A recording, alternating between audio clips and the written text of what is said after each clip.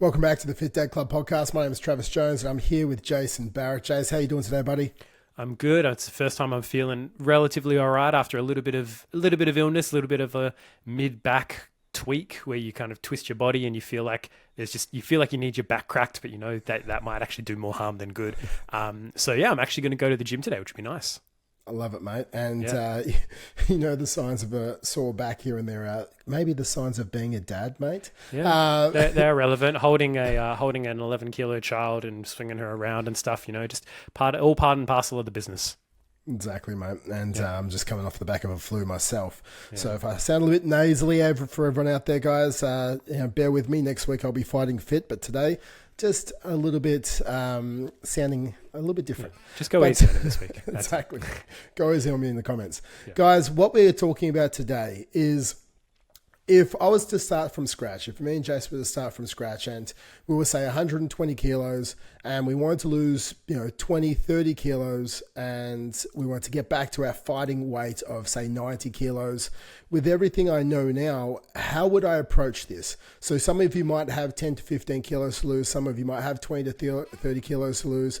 And I want you to listen in today. This is how I would approach it. And now there's different approaches, and we're going to talk about an aggressive one and also a consistent one as well. Personally, knowing my behaviors and habits, I would go towards a bit more of an aggressive approach. But if you are someone who, with an aggressive approach, will know that you would have some sort of an all or nothing mindset and find it hard to stick to it, then you would go towards the more of the consistent approach that we talk about today as well. So there's two ways to do this, guys. There is the aggressive approach and there is the consistent approach. And if we're looking at either way, we want to be losing between 1% to 2% of total body weight per week. So if we're 120 kilos, we want to be losing somewhere between 1.2 kilos to 2.4 kilos per week, every week, to achieve our goals. Now, both of those might seem aggressive to a lot of you out there, but I'll tell you right now, one is more aggressive than the other. And it's just understanding our behaviors and looking at a bit of math and seeing how we can stick to it with proper structured meals and timings and essentially consistency inside the constraints that you have inside your life. So when we look at this, I think the biggest thing to start with is we have to understand, well, to lose a kilo of body fat, we need to create a 7,700 calorie deficit.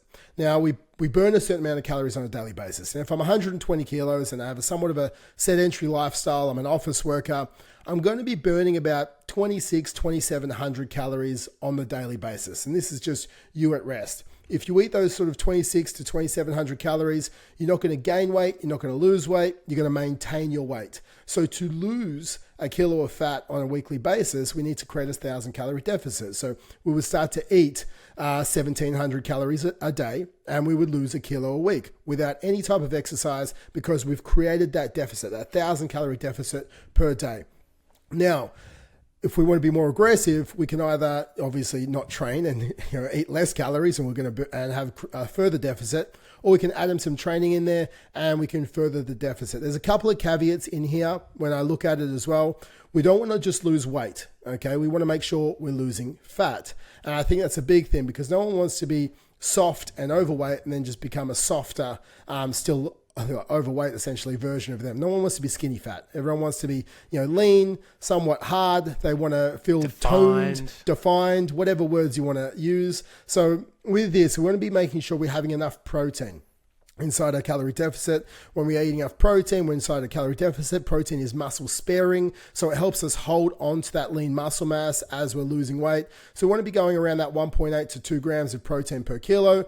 And saying that, I would say somewhere about 190 grams of protein a day is a great approach for this. Now, you're not going, because you are carrying a fair bit of fat. So we're looking at 1.8 to 2 grams per kilo of like lean mass maybe. But 190 grams of protein is good for someone of this size. So that was what I would shoot for as far as my protein intake on the daily basis. And we'll break this down a little bit as well, how to get there.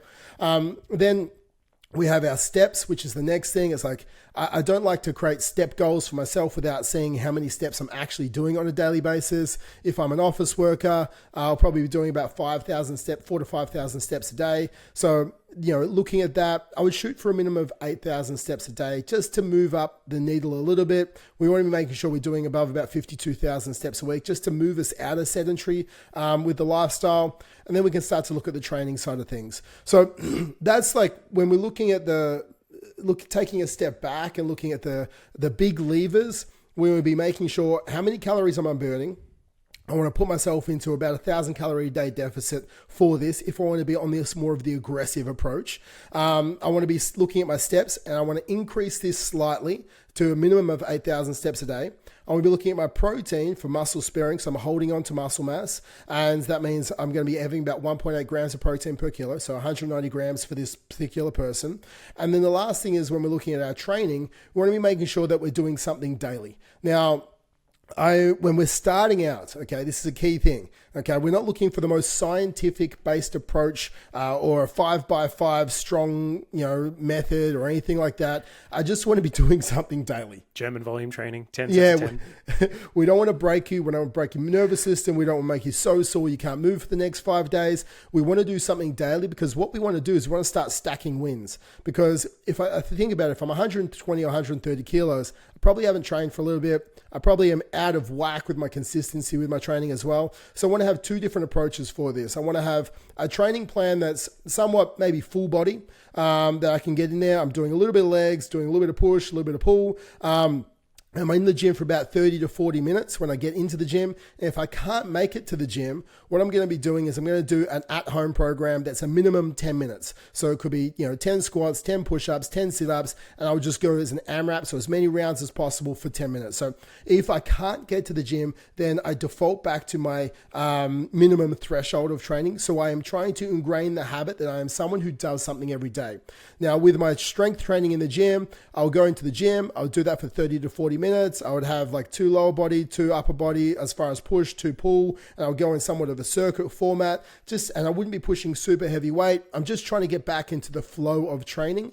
I would train 3 to 4 times a week, and on my off days, I'll be doing about 20 to 30 minutes of sort of cardio just so I can get doing it. And if I'm not doing the cardio, again, you could go for about 10-minute jog. Just jog for 5 minutes out, jog back for 5 minutes, or walk for 5 minutes out, walk back for 5 minutes. Either way, I'm doing something daily. And that's, if I look at the landscape of things, everyone can fit 10 minutes a day in. Everyone can make sure that they're walking 8,000 steps a day just with a couple of walks. And everyone can just, do a little bit of math and work out that calorie deficit. And we'll go into the minutiae after this. Jace, is this what you would look at as well, mate? For an aggressive approach, 100%. I think it's good that both of us are on because I think you tend to be the more, all right, let's just fucking go hard, get it done. I'm definitely more of the consistency, like just like plug away at it to like and just keep on grinding. That tends to be my philosophy and my style. My thinking would be exactly the same. You're looking at that sort of 1%. So if we look at a more, if we wrap up the more aggressive approach, 100% agree. I'd be setting that incremental step goal and increasing that as a priority when I did need to lose more. And then, as you said, upping the protein that little bit higher than average, just to get that extra bit of thermic effect of food and burning that a little bit of extra calories as well. So, and I have done those more aggressive ones before, where you have done a drastic cut for probably 6 to 8 weeks maximum, and then you bring calories back up. So that would be kind of the cycle that you would be looking at doing. You wouldn't want to sit in that space for too long. You'd want to cycle that through with breaks. So for a more consistent approach, and what I would tend to do is, number one, I'd set that end goal. So I'd go, all right, if I'm going to be losing 30 kilos, and let's say I lose an average of a kilo a week, or maybe slightly under that if we want to be conservative, maybe somewhere between 800 grams and a kilo a week, where does that place me in the calendar? All right, that puts me at, from now, it's the 14th of March when they're recording this, so April, May, June, July, it's like actually I have no idea how many weeks. September. That would be, all right, September, I'll trust you. So that would put me around September. All right, what... if my goal is then, all right, let's say halfway, I want to be 15th of September or whatever the goal date is. That's the date that I want to be seeing 90 kilos on the scale, right?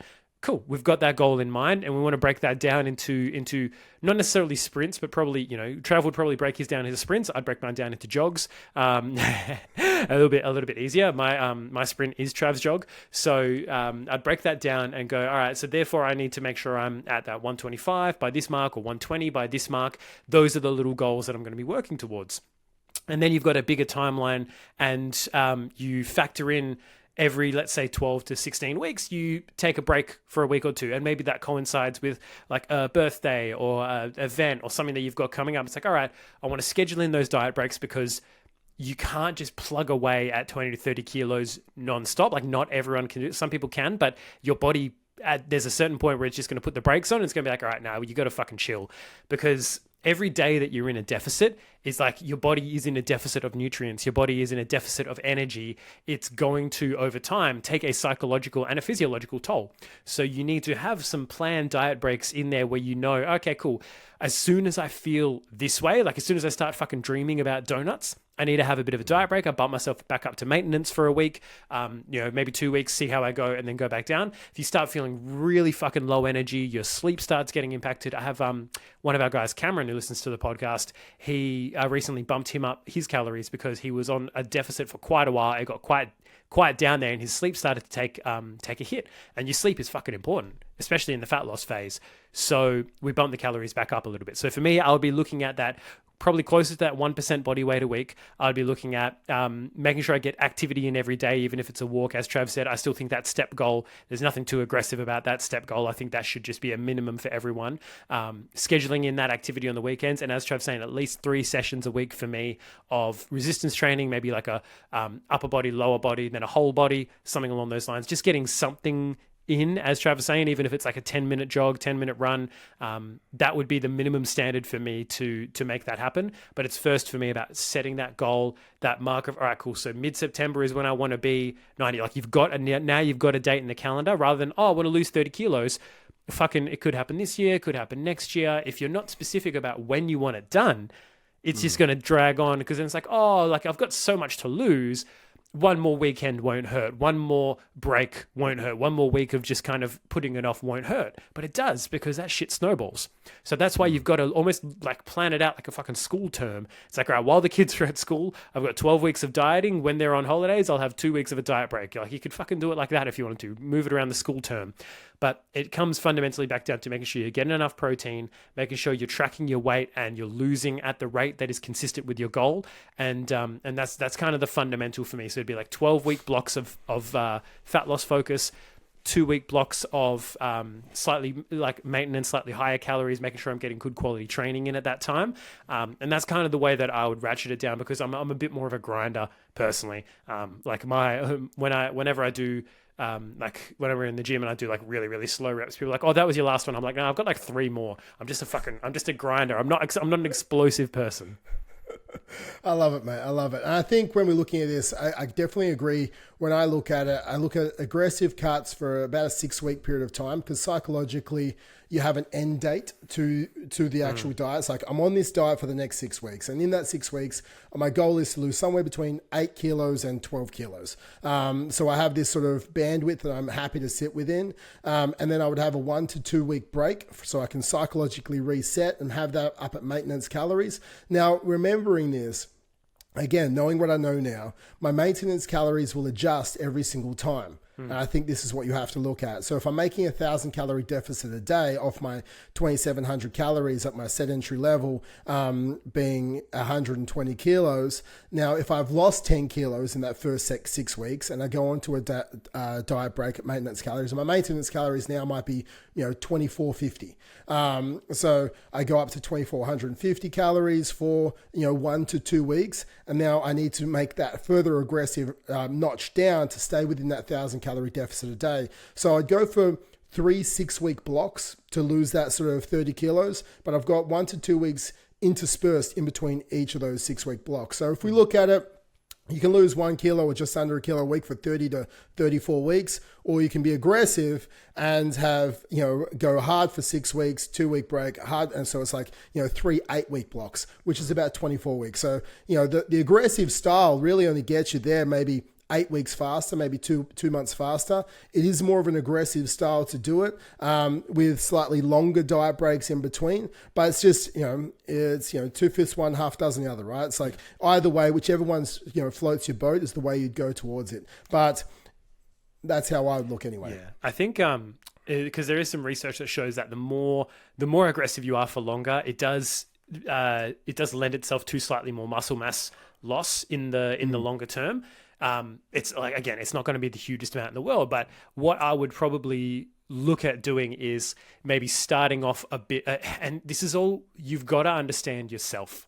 Right? We've talked about this on the podcast a number of times. You've got to, first of all, look within and know, hey, am I the person that can have temptation in the house? And like, that's the kind of stuff. Like Trav knows I can't have Tim Tams unless they're in the fridge. Then I won't touch them. We know this, right? For me, I can have like 2 squares of chocolate and be cool with that and not have to have any more. Like I can manage that. Like I'll end up fucking snacking throughout the day, but I'll just adjust my dinner to make up for it. I'll be like, oh fuck, I had too many Cruskits or nuts or whatever, so I'm just gonna adjust my dinner to suit it. You know, sometimes I regret it, but I'll always stay within my calories. That's my way of doing it. If you're not someone who can do that, don't do that. I tend to want to be more aggressive towards the end of a cut, because that's when you start seeing shit come through. That's because for the first 20 kilos, you've got to know that you're just turning from a big you to a slightly smaller version of you. You look kind of the same. Your definition's kind of the same. Maybe your chest and your shoulders start to pop a little bit if you've got some muscle mass there, but you know, you kind of look the same for the first while. And then when you start losing that sort of last 10, 5, 3 kilos, it's like, that's when it starts to really like, at the moment I'm on a deficit and it's kind of changes are coming through daily. And I'm like, oh, I could see like more lines here. And it's more motivating. So it encourages you to want to push harder.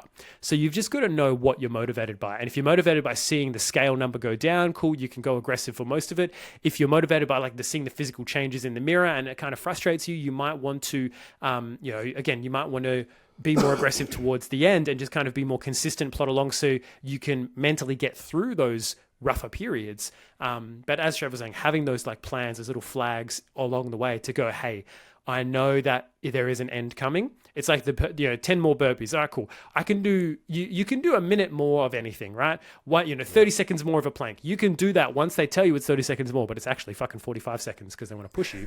That's the old PT trick. But you've got that end date. You've got that, okay, cool. I know at this point I can have it. So therefore I'm not inclined to, and it's controlled. And I've got a calorie goal that I'm going to set for that point in time. And you might think, oh, 2,200 or 2,300 calories, that doesn't sound like that much. It is a lot when you've been on 1,800. An extra 500 calories is like it's like 2 of your meals being 50% bigger. Yep. It's a big deal. Like it adds a lot. And my recommendation for anyone who is going through that phase would be to make sure when you do go on those calories, you're not drastically changing the kinds of foods you're eating. You're just upping portion sizes. Because it's like, it's not an excuse to then go, oh, I can fit in a fucking Zinger burger here and there and I can, make this work and whatever. It's like, no, you kind of eat the same sort of shit. Like the only change I make is I just sub out my cereal, yogurt and berries for oats, yogurt and berries. Like, so I just get a bit more carbs in and when I'm on a maintenance because I enjoy them. That's like the only change you make. The rest of it is the same sort of foods, wraps, sandwiches, pastas, that kind of stuff with all the lean meats. Just that, but a bigger serve. So don't overcomplicate your food going into it. Try and simplify your food. And, we did that episode a couple of weeks ago on simplifying shit. All of that is the kind of mentality I would take in. So knowing yourself, knowing what is going to motivate you more. Like, are you someone who can plug away? Are you someone who needs to kind of do those more sprint and reset?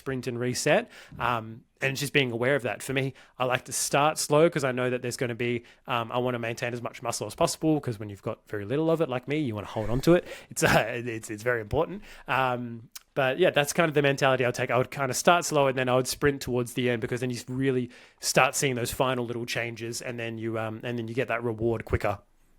Yeah, I love it, mate. I love it. So looking at this, I think going into a cut, obviously, when people think about, oh, I'm down to 2,450 or 2,500 calories for my maintenance, and you're trying to go into a 1,000 calorie deficit per day, that means I have to be on like 1,450 or 1,500 calories a day. I think that's when I'd lean towards some of my guys going, or myself, if this was me, into more of a calorie cycling approach. So I'd have 1 to 2 days a week that are lower. And this might sound super aggressive to some people, but it might be around 1,000 to 1,200 calories on 1 to 2 of the days of the week. So then the rest of my days of the week could be up around that 1,700 to 1,800 calories. And I just go into those days knowing, hey, I'll be a bit hungrier today. I am eating mostly protein and fat, very little carbohydrates on those days, so I can still maintain a higher protein-based diet. And again, muscle sparing, but that's how I would calorie cycle. Remember, we've got multiple tools in our tool belt, so we know what tool to deploy at different times. And I think everyone's individual at this point. Some people will go through like a modified intermittent fasting approach. Some people will go through a lower calorie, more aggressive cycling approach. And some people will just stay at a higher straight calorie approach as well. So everyone's context matters in this, and everyone is completely different. I think that has to come into play. So knowing yourself is such a crucial thing when we're looking at it. But if we are going into a modified intermittent fast style, I will sort of save my calories mostly from noon till 9 p.m. And it'll be a modified intermittent fast. So the first thing in the morning, I would have, to make sure I'm getting my protein up around that 190 grams, I would have a shake. So just whey protein in some water first thing in the morning. I'm getting about 30 grams of protein in there. I'd have about 600 calorie lunch with about 40, 50 grams of protein inside my lunch. I would have, two different options for my lunch and keep it consistent. As Jason was saying, super simple. Don't deviate from the plan. Remember, we're going for 6 weeks. We're being aggressive. I would have possibly a 200 calorie snack in the afternoon, maybe a shake that I've blended up with some berries to give me a bit of food volume, and an 800 calorie dinner. 800 calories is very voluminous for dinner. When you're eating the right food, that's a fucking lot of food. It is, man. And then probably like a 150 calorie snack for dessert, maybe some Greek yogurt, again, some berries or a bit of protein in there. But I look for about 30 grams first thing, about 50 grams for lunch, about 20 to 30 grams as a snack in the afternoon with protein, about 50 grams of protein for dinner, and about 20, 30 grams protein for my dessert. And I would sort of play that out, and I would keep it super simple and consistent pretty much every day. And people might think, oh, that's super boring. And I was like, well, if you're going towards consistency as far as aggressiveness, you want to keep it simple. You don't want because you don't want to have other things into the mix. Oh, what elaborate dinner are we having tonight? No, just keep it simple and just nail it every single day to achieve the result, because we don't want to be over complex with our food choices during this time. You don't need decision fatigue, right? This is a big thing people already have, especially when they're going out for dinner. Oh, what do you want for dinner? What do you want to go out for? Do you feel like Mexican? Do you feel like Thai? It becomes this fucking this rigmarole, and it happens. Even in my household, sometimes when we're setting out the meals for the week, it's like, oh, we have 10, 15 different meals that we tend to have for dinner that we kind of rotate through. It's all about what do we feel like, and it's often about more so what does my wife feel like, because I'll kind of eat whatever because I'm cooking it. So I know what's in it, and I know that it's going to hit my goals. So you've got to go, if you haven't listened to the episode, go back 2 episodes ago. We talked about keeping shit simple, because if you don't keep it simple, if you overcomplicate, I was going to say overcomplify. That's a new word. It sounds like a new app, overcomplify.io, some fucking crypto thing. If you overcomplicate it, you create decision fatigue, and that decision fatigue is more often than not what will kill your diet. Especially even if you have the diet break scheduled, if you're continually making all these fucking decisions about food, then it just becomes a struggle. It just becomes like, oh fuck, I've got to think about my food. I've got to think about what my meal is. Not, you know what my meal is? It's what I had for dinner last night. What did I have for dinner last night? The same thing I had for dinner the night before, and the same thing I have every Tuesday, which was Taco Tuesday. I've got a fucking 2 wraps. I've got 200 grams of beef mince and some cheese and some veggies. That's it. That's what I'm having, right? And that's all it needs to be. So keep your shit as I would do the exact same thing. I would keep my shit as simple as possible. I'd be when I was really deep into my cut last time, I was basically just prepping oven baked chicken breast and having that with salad every lunch. That was my thing, lettuce and capsicum and pickles and shit like that, and a bit of sriracha. And that was my lunch. It was 70, 80 grams of protein, because it was 300 grams of chicken breast. It was awesome for my protein. I got sick of it eventually, but if you can still ride that out for 4 or 5 weeks and then swap it, awesome. So keep your shit simple, keep focused, and think the biggest thing is be proactive with your adjustments if you want to hit that goal, because results motivate you.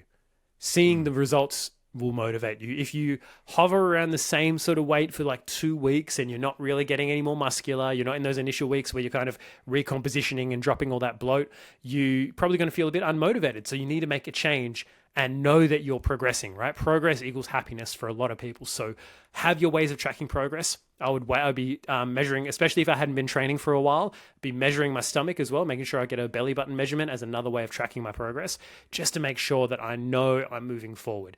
It's the biggest thing for me. But I'm probably one of those people that can I would do 1 really, really low day a week. if I needed to, if that was the stretch I needed to make, I would go one day where I just do dinner, and I would just fast throughout the day, and just go for walks and coffee and green tea and herbal teas would be the go for the day, or Coke Zeros, whatever. But that would be probably the what I would do. But I like to keep it. I'm a consistency man. That's me at the end of the day. Now, I think accountability, environmental factors are a big thing. Whether if I look back and I was trying to start my approach, I think accountability is a big thing because, again, I'm trying to change my life. I didn't have great behaviors or habits in place. So now I know what I need to do. I need to create my cut. I need to do this training. I need to, this is how I'd set up my meals. I need to be accountable. So I'd probably, find someone, whether that be a coach or I would find someone who I respect, and I would try and stay accountable to them daily, just for the first 2 weeks. So every single day, it's like, yep, hit my training, yep, hit my steps, yep, hit my calories. And every single day, I'd close off my day, letting them know that I was accountable to what I said I was going to do. Now, this is going to force you to do the work. So I'd probably be accountable to someone. I would have my measurements and my weight, my photos, just sent them to them every Friday for those first couple of weeks as well, just to make sure I can keep, because an object in motion stays in motion. All I'm trying to do is I'm trying to force motion in the first couple of weeks, because once I'm in motion, I will stay in motion. And I would probably post on my socials. Like if you were truly trying to change your life, like some people, can be a bit embarrassed that they've let themselves go. It's like you need to throw your, ego out the door and go, you know what? I need to be humble. I'm at this point right now. I post on my socials. I'm embarking on this transformation over the next 24 weeks. If anyone sees me, overindulging, like slap the cupcake out of my hand or the beer out of my hand, I would say like public accountability. And I'm going to post every Friday my results. Okay. And you might post photos if you have, full humility going forward, and you're not self-conscious, or you might just post your results as far as your weight and your circumference changing. Either way, you can also post a selfie that you're at the gym. I'm going to post a selfie that I'm in the gym or I'm doing a workout every day for the next 14 days. And you might get sick of it, but this is for me to stay accountable to you, because I know that if I miss a day, someone's going to send me a message and that will motivate me to keep going. I think there's somewhat of a personal one-to-one accountability, and then somewhat of a broader accountability to a community of people who know you that would be on your social platforms. I think that those two things in themselves will keep you going, even when you don't want to do it. And I think that's a big thing for people as well. Yeah, 100%. There's definitely you would have that consistency. People would be liking the stories and supporting you and that kind of stuff. And to be honest, anyone who says anything negative is like, fuck, that's self-selecting out of your life. So I think I had a guy comment on a TikTok where I did a video of me playing with him. He'd be like, I don't want to be the dad who has to sit out because he's too tired and whatever. And he's like, oh, fucking hell. Like just like every other active parent for the last 20 years. I'm like, is that a bad thing? Like, did that people want to be involved in their kids' lives and be active? Like, I don't understand, man. But there are some negative people out there and they'll self-select out, which is good. But you will have that consistency of posting, and then you'll have that one day where you're like the momentum of doing that and the pressure, even if no one messages you about it, like the pressure mentally of you like saying, I said I was going to do this thing and now I'm not.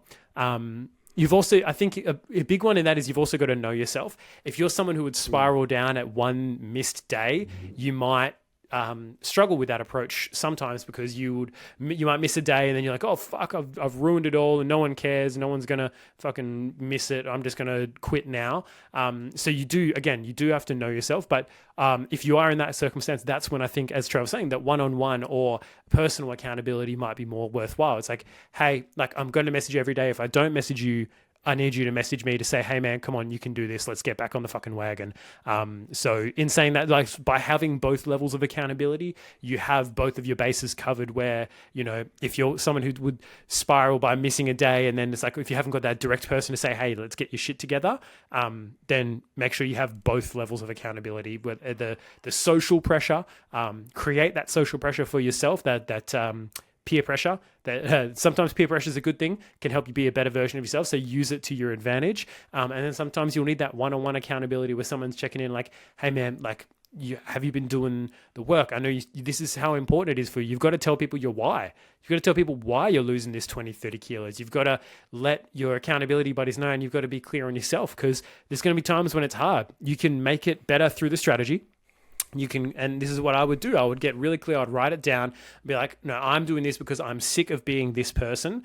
Because that was it for me. When I lost my 20, 30 kilos and I went on my journey, it took me about 1.5 to 2 years, because I did it very consistently but very slowly, because I was doing all sorts of different things. I wasn't training as hard as I could have been, but consistently over the course of a couple of years went down to from 105 kilos down to like 73 kilos with abs, right? Trav helped me out for a good, I think for most of that portion.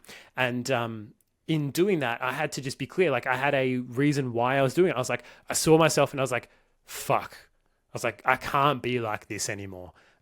It's like, I've got to be a better example. At that point, I didn't have kids, so it wasn't as big of a reason, but it was still enough of a reason to be like, I don't want to be like this anymore. And that's a big thing that I think the guys who are sitting at run 20, 130, they haven't associated enough pain to where they're at yet. If you haven't made the change. And I've got a couple of clients who have been like this as well. It's like, you haven't had enough pain yet of looking in the mirror and going, fuck, is this what I look like? Is this how I feel? Is this how life is always going to be? You've got to know that there is a fucking greener pasture on the other side. You've got to know that through the difficulty of structuring your meals and fucking eating them and going for a walk, right? It doesn't sound that difficult when we put it that way, but over 16, 20, 30 weeks, it does get hard. But over that process, you've got to know that there is change on the other side. Your knees can stop hurting. Your back can stop hurting, right? Unless you swing your daughter around like I do and fucking pull shit, right? But there is a light on the other side of the tunnel. You just have to know that where you are right now is infinitely fucking worse than what is on the other side of that journey. And you've got to make the commitment to say, nah, I cannot fucking be this person anymore. This is not who I am. And as soon as you make that decision, then the rest of the actions just take a lot less effort.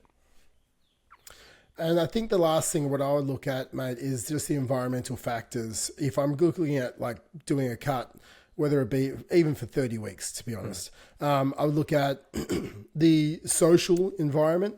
So the friends that I hang out with, where I tend to go over my calories or don't control my maybe alcohol intake, or the environment where I can't control my calorie intake and alcohol intake, and maybe you just cut them out. Maybe cut them out completely for the next 6 weeks. Like, I'm not going to go see Bob and Jim for the next 6 weeks because I know that it doesn't serve me. Now, if you don't see them for the next 6 weeks and they say, oh, come out, let's go to the pub and have some drinks, and you say no, they're still going to be there in 6 weeks' time. Like, Bob and Jim will still be at the pub. Like, you're not losing friends if you say, I'm not going to go for a drink for the next 6 weeks, because you're trying to get your life on track and trying to gain momentum. So you need to look at the people where in your life that might be pulling you back slightly or creating drag, and go, well, you know what, for the next 6 weeks or 8 weeks, I'm going to cut them out just for the moment, or I'm going to meet them down at parkrun on Saturday mornings and do parkrun with them, right? Like, if we want to catch up and we're actually mates, let's do something, positive, because I'm trying to change my life, and maybe meet them there. And also look at the environmental factors at home. Like Jace mentioned earlier, I can't have Tim Tams in the house. Hummus is another thing that I overindulge in. Don't have that in the house if I'm really trying to go on a cut. I'm pretty good at it these days, but chocolates are definitely a big thing for me. I'm like Frank the Tank, but with chocolates. Like, once it hits my lips, we're streaking around the quad. So I think the big thing is, for me, I know my environment, and I know what to control and what's harder for me to control. So I take these things out of my environment. So when willpower's low, or say, for example, I'm sick at the moment and my willpower's low when I'm sick, I tend to then want to emotionally feel better. So, when you're tired, when you're drained, when you're training, when you're hungry, your willpower is going to be a bit lower, and there's something in the cupboard, it's easier to go reach to try and make you feel better. So change your environment, get the stuff out of the house, get the stuff out of the kitchen, put it in a safe with a code that you don't know, tell your wife the code, whatever it is. And say she can't tell you what it is, but you need to look at the people that are surrounding you, and also need to look at the, just what's in the house and what's in the office, or what's in your, that you would fall prey to overindulging in calories as well. I think those are two things that people overlook at the start of a journey as well. Yeah, you've got to eliminate any of the triggers that will cause you some shit.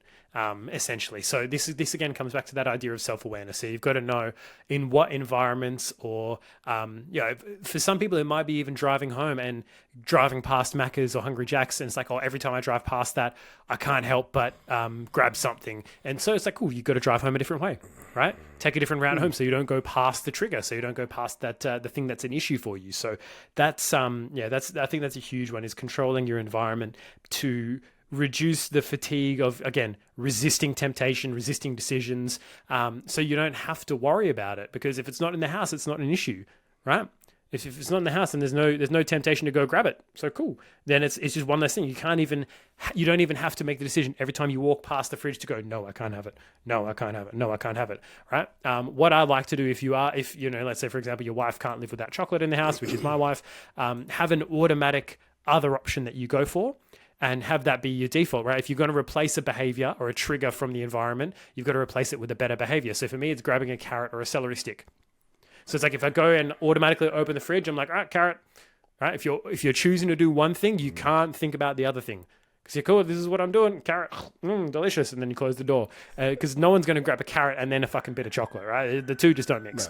No. But that's kind of what I would do as well, is just look at what are my environmental factors. It's not hard for me because I work from home and I barely leave the house. So the only place I leave to is go to the gym, and then occasionally to like family catch-ups and that kind of stuff. Knowing what's going to be there, planning ahead, bringing your own meat. If it's going to be sausages everywhere, just bring some chicken kebabs, that kind of stuff. But on the whole, just knowing if you have people that are not contributing towards your best self, just being aware. It's like, hey, I'm going on this fitness thing, can't go to the pub for the next 12 weeks, 16, 18 weeks. Because once I do, I'll let loose too much.